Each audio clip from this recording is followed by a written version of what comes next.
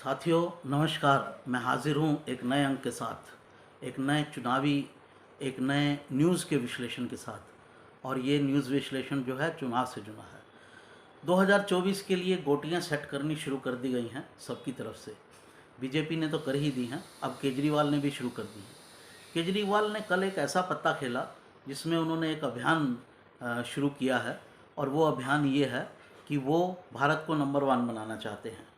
और ये नंबर 1 बनाने की जो उनकी प्रिय प्रक्रिया है, उसके लिए उन्होंने 5 प्रण की बात की है, जैसे मोदी जी ने की इंडिपेंडेंस डे के दिन, वैसे केजरीवाल जी ने किया। लेकिन उनका जो क्लेवर है उन 5 प्रण का वो बिल्कुल अलग है। वो है मुफ्त बिजली, मुफ्त स्वास्थ्य, मुफ्त शिक्षा वगैरह वगैरह। और इसके लिए वो पूरे देश में घूमेंगे। और उन्होंने नारा दिया है कि भारत को नंबर 1 बनाना है। इसका सीधा सीधा पॉलिटिकल मीनिंग है। पॉलिटिकल मीनिंग ये है कि 2024 के अंदर वो नरेंद्र मोदी की प्राइम मिनिस्टरशिप को चुनौती देने वाले हैं, और वो अपने आप को एक प्राइम मिनिस्टर के रूप में प्रोजेक्ट करेंगे।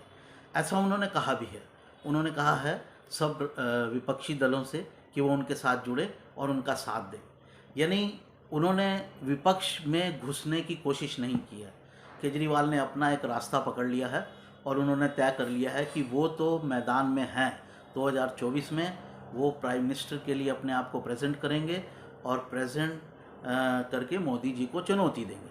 अब ये मोदी जी के लिए तो एक जो चुनौती है वो तो है ही, ये विपक्ष के लिए भी एक चुनौती है। दरअसल विपक्ष तो अभी प्लानिंग ही कर रहा है कि हमको क्या करना है, हमको मोदी को चुनौती 2024 में कैसे देनी है। और नीतीश कुमार ने उसमें एक बड़ा कदम खेला था जब उन्होंने बीजेपी को एक साइड में छोड़ दिया था। तो नीतीश कुमार इससे पहले कि प्रोजेक्टेड हों, और इससे पहले कि नीतीश कुमार को लेकर विपक्ष में कोई रणनीति बने ऑल ओवर इंडिया लेवल पे, केजरीवाल ने तो अपने हाथ उठा दिया है कि मैं तो हूँ ही मैदान में। अब आपको मेरे साथ आना है तो आइए, और मेरे साथ नहीं आना है तो नहीं आइए। तो तय हो गया कि 2024 के लिए प्राइम मिनिस्टर की रेस में 2 लोग तो हैं ही हैं। एक है नरेंद्र मोदी, दूसरे हैं केजरीवाल। केजरीवाल दरअसल पिछले दिनों जो चुनावी कुछ सर्वे हुए हैं उसको लेकर बहुत उत्साहित हैं। उन सर्वों में ये दिखाया गया, उन सर्वेज़ के अंदर ये दिखाया गया, एक किया गया था टाइम्स नाउ के द्वारा और एक किया गया था इंडिया टुडे के द्वारा, जो वो हर साल करता है, साल में 2 बार करता है। उसमें दिखाया गया कि लोगों से जब ये पूछा गया कि नरेंद्र मोदी को चैलेंज करने वाला कौन है, तो उसमें केजरीवाल प्रमुखता से उभरे। तो इस चीज़ को लेकर केजरीवाल बड़े उत्साहित हैं कि मैं मोदी को चुनौती दे सकता हूँ, और कम से कम इस बार नहीं तो आगे के लिए एक कैंडिडेट मैं हमेशा के लिए हो जाऊंगा। तो उनकी ये जो है महत्वाकांक्षा है। तो महत्वाकांक्षा डेमोक्रेटिक कंट्री में किसी की भी होनी चाहिए, कोई भी कर सकता है, आप भी कर सकते हैं, मैं भी कर सकता हूँ, और केजरीवाल तो कर ही सकते हैं जिनके पास इतना बड़ा आधार है। तो वो किसी के लिए भी है। तो लेकिन केजरीवाल के इस कदम से विपक्षी जो खेमा है उसकी एकता को बहुत बड़ा झटका लगा है, क्योंकि उसमें से केजरीवाल तो अब अलग हो गए, और केजरीवाल की अपनी एक पर्सनैलिटी है, और केजरीवाल को अपना एक सपोर्ट बेस मिल रहा है पूरे देश के अंदर, ऐसा जो है निस्संदेह कहा जा सकता है। लेकिन ऐसी कोई मान्यता या ऐसा कोई सपोर्ट बेस नीतीश कुमार के पास नहीं है। नीतीश कुमार का जब इन सर्वों में इन सर्वेज के अंदर नाम पूछा गया कि आप मोदी का चैलेंजर किसे मानते हैं, तो नीतीश कुमार पहले 5 में भी उनमें शामिल नहीं हो पाए थे। तो नीतीश कुमार का देश भर में ऐसा कोई रुतबा या जलवा नहीं है, कम से कम उतना नहीं है जितना केजरीवाल का है। केजरीवाल के मुकाबले जो हैं वो राहुल गांधी का जलवा उनके बराबर ज़रूर है। लोग उनमें देख रहे हैं एक छवि कि राहुल गांधी ये काम कर सकते हैं। तो अब राहुल गांधी को कांग्रेस कैसे प्रोजेक्ट करेगी, और अगर राहुल गांधी को करेगी तो नीतीश की क्या स्थिति होगी? नीतीश तो पूरे पैदल हो जाएंगे।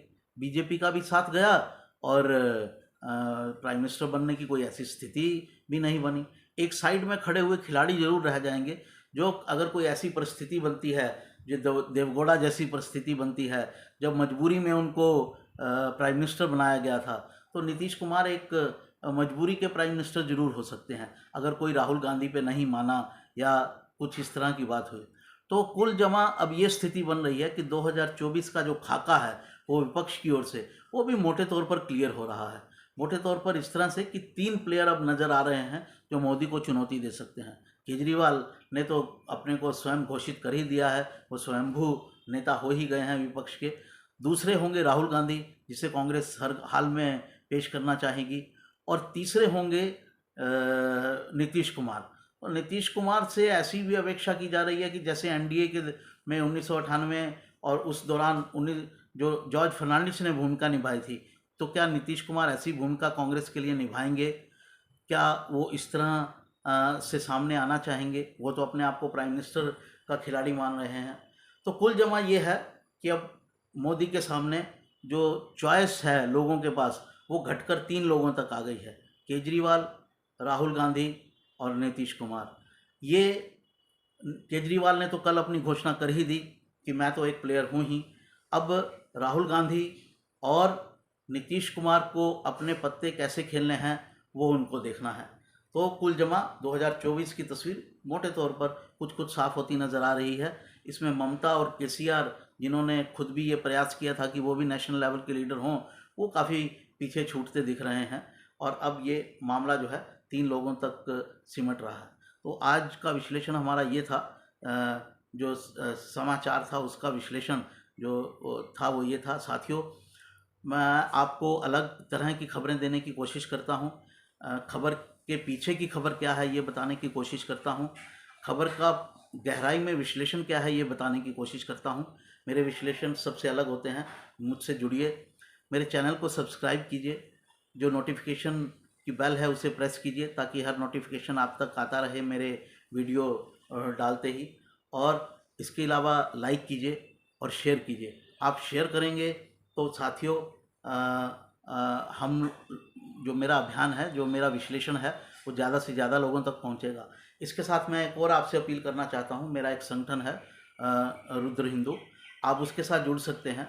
दरअसल आपको मैं एक ही बात में कहना चाहूँगा, उसका लिंक मैं नीचे दे रहा हूँ, उस लिंक पर जाकर आप उससे जुड़ सकते हैं।